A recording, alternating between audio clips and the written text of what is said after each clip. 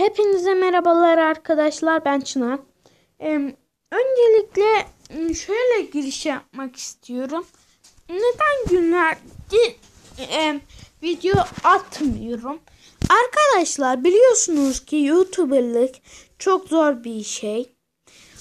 İçerik bulacaksın da o videoyu şey yapmak için nedir onun adı? Gidip de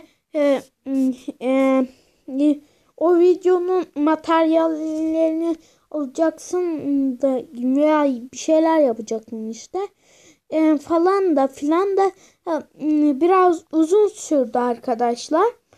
Bu arada bir video 3 oyun serimize devam etmek istiyorum öncelikle. İkincisi arkadaşlar, benim bir Gacha Life şeyim vardı, biliyorsunuz, serim Kurt Adamın Hayatı diye. Ben ondan vazgeçtim arkadaşlar. Ama o videoyu silmeyeceğim, hatırası kalsın diye yani. Evet, yine her neyse, o videoya geçelim bu arada. Evet, yine gördüğünüz gibi bir anti stres oyunundayız arkadaşlar.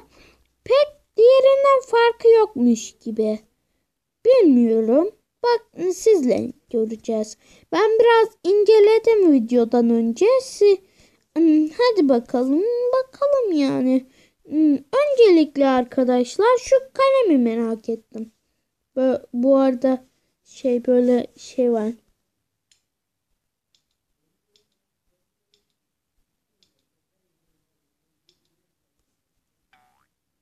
Arkadaşlar, hiçbir şey anladığımı sanmıyorum. Ne alakası var kalemle bir kere şunun? Ama güzelmiş. Bir satma oyununa göre iyi. Şu neymiş, merak ettim. Oo. Tosu, aman tas ne tosu? Arkadaşlar, biraz sıkıntılı galiba oyun. Oyun biraz mantıksız olabilir şeye göre arkadaşlar. Anamın porselen tabağı. Çok kazacak bunu. Her neyse. Bir dakika arkadaşlar. Bir dakika verin. Arkadaşlar, geri döndüm. Her neyse arkadaşlar, ben denedim, olmuyor. Demek ki bir lag var şu anda oyunda. Arkadaşlar, bu çok güzel, bakın. Whee! Whee! Whee! Böyle karmaşık renkler gösteriyorlar. Evet, biraz sizi idare edebilecek görüntüler bunlar. Bekleyelim, hangi renk çıkacak. Şu anda arkadaşlar gözlerim kapalı. Neden diyeceksiniz? Rengin sürpriz olmasını istiyorum belki. Yeşilimsi sarıymış. Her neyse. Aha da sünger kesmenin zamanı geldi. Lan. Bu çok mantıksız olmuş. Değil mi? Sen anti stresteki gibi olsaymış iyi olurmuş doğrusu. Ben bütün hepsini bir doğrayayım.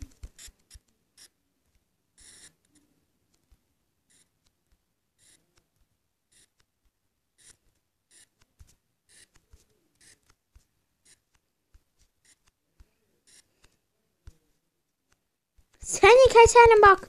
Elimde karpuz. Hemen şöyle dilimleyelim arkadaşlar. Arkadaşlar, ben karpuzu pek sevmiyorum gerçi de. Siz şimdi diyeceksiniz, deli misin, karpuz sevilmez mi diye bana kızacaksınız ama insanlara tad anlayışına göre arkadaşlar. Anlıyor musunuz? Arkadaşlar, yalnız ben burada kesme diye, sünger kesme diye geldim. Bu bildiğin Karpuz kesme oldu. Yalnız o dilimde. Her neyse arkadaşlar. Bu oyunun adı Fit Get Toy galiba. Dur bir oyun. Evet. Fit Get Toys arkadaşlar. Oynamak isterseniz yazarsınız Fit Get diye. Burada da bizim slime ball'umuz var böyle. Biraz daha olabilirmiş mantıklı ama tabii herkes bir anti stres olamıyor. Ancak anti strese benzeyebilen bir oyun olabilirsin. Ama anti stres olamazsın. Çünkü anti stres çok büyük biridir. Hadi patlatalım tableti. Şaka yapıyorum arkadaşlar. Asla ama tamam. Kulağımız yarılmamıştı umarım. İnşallah. Allah'ım sen bize yardım et. Hurra! Annemin porselen tabağına da atarım. O kadar sinirliyim. Neyse. Ay çiçeğine bakın. Dur. Arkadaşlar işte anti stres için cihazınız uyumlu değilse bunu kullanın ya. Bunu bulursunuz. Unutmayın. İsmi neymiş? Fit Get Toys arkadaşlar. Her neyse bir sonraki oyunumuza geçelim. Evet arkadaşlar geri geldim. Şimdiki oyunumuzun ismi Noodleman IO. Bu Gang Beast'i bilenler bilir. Bu onun güzel bir çakması gibi düşünelim. Evet bir oyuna girelim. Hadi. Biraz bekleyin arkadaşlar. Kasıyor şunda. Anca matching yazdı. Arkadaşlar şimdi giriyoruz online şeye. Bunu genelde botlarla oynuyorsunuz eğer master yoksa. Bir dakika arkadaşlar ya. Bir oyun açılmadı. Bir dakika bekleyin de.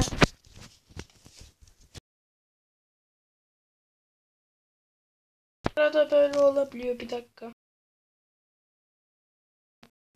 Glitch alayım en iyisi. O master istiyor. Nedir onu?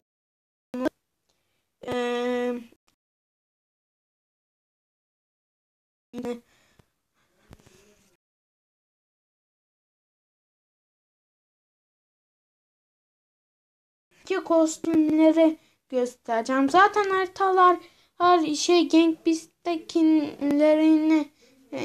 Beast'tekilere benzer.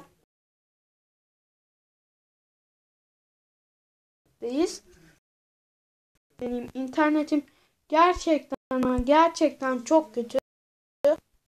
Bakayım.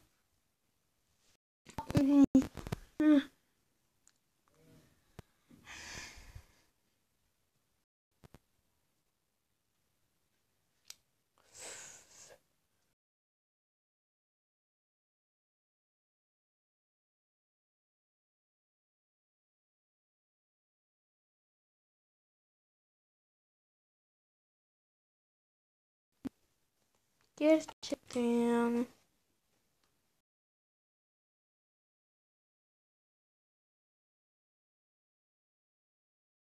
Arkadaşlar oyun kasıyor şu anda. Mobizen sağ olsun oyunu kastırıyor. Mobizen'de bir sorun var.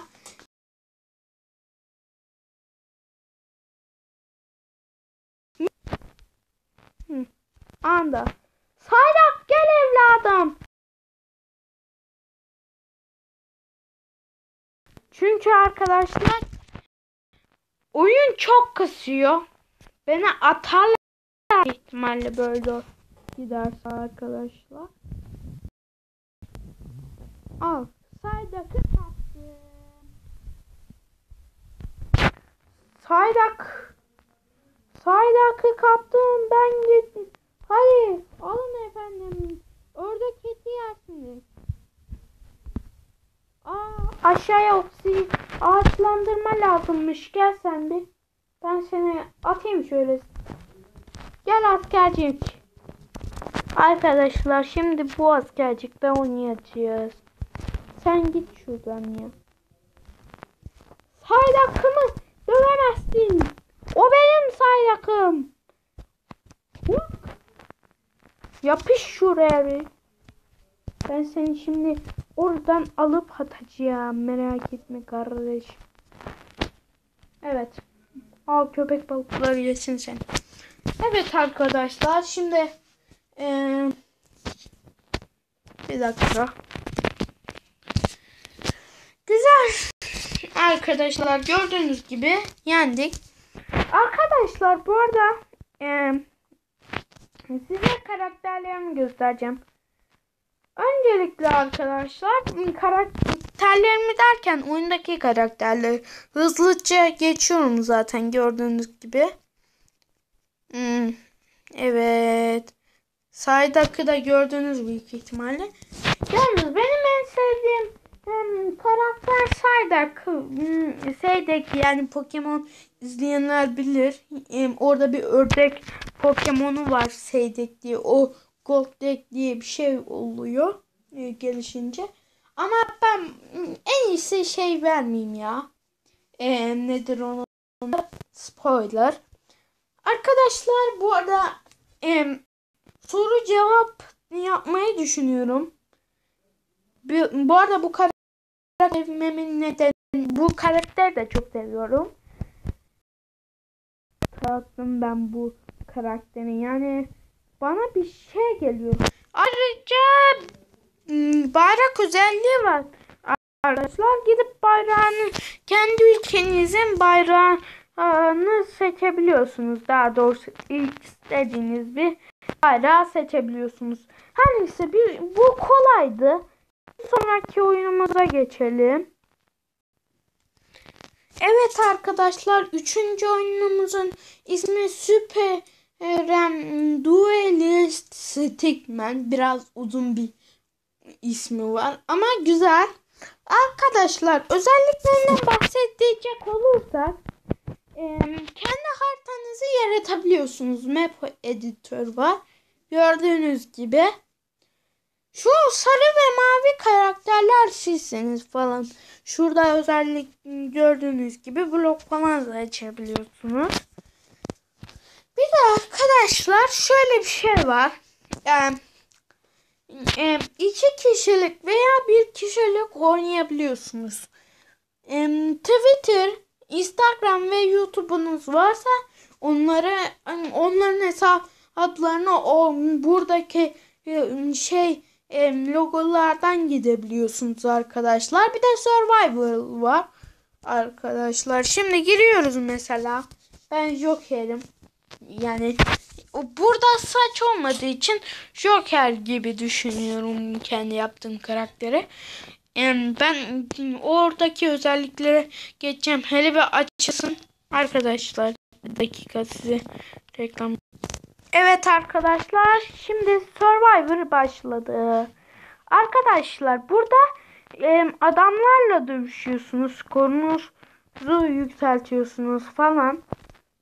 Anda bir adam Allah! Işın kılıçlı Joker'e kimse dayanamaz. Ya Allah! Arkadaşlar tabi böyle elinde sopalı bosslar da var. O anda mesela bir tanesi anda böyle bir şey arkadaşlar. Ama bu adamlar tek vuruşunuzda ölüyorlar sonuçta. Onlar bot. Yani tek vuruş bir kere dokundurmanız veya özel gücünüzü kullanmanız yeterli bunlar için. Çiu! Arkadaşlar evet gördüğünüz gibi. Arkadaşlar bu ışın kılıcının 3 özel gücü var.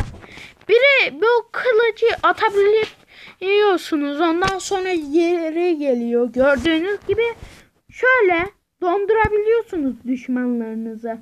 Ama ben bunu farklı bir düşman üzerinde göstersem daha iyi olacak. Biraz bekleyin. Arkadaşlar arkadaşlar çeşitli haritalar ve kostümler var. Ben bu Batman ve Joker'i nasıl yaptım anlatırım birazdan. Bekleyin 2 dakika. Şimdi düz haritayı seçtik. Arkadaşlar ben şimdi bir ne yapsam düşüneyim arkadaşlar. Ben mesela Thanos yapmak istiyorum. Öyle değil mi? Thanos için şöyle alıyorsun. Şöyle yapıyorsun. Sonra işte ikinci rengi seçince zaten şey oluyor. Mor yüz unutmayalım yani. Mor yüz sonuçta. Sonsuzluk eldiveni de var arkadaşlar. Sonsuzluk eldivenini koyduk.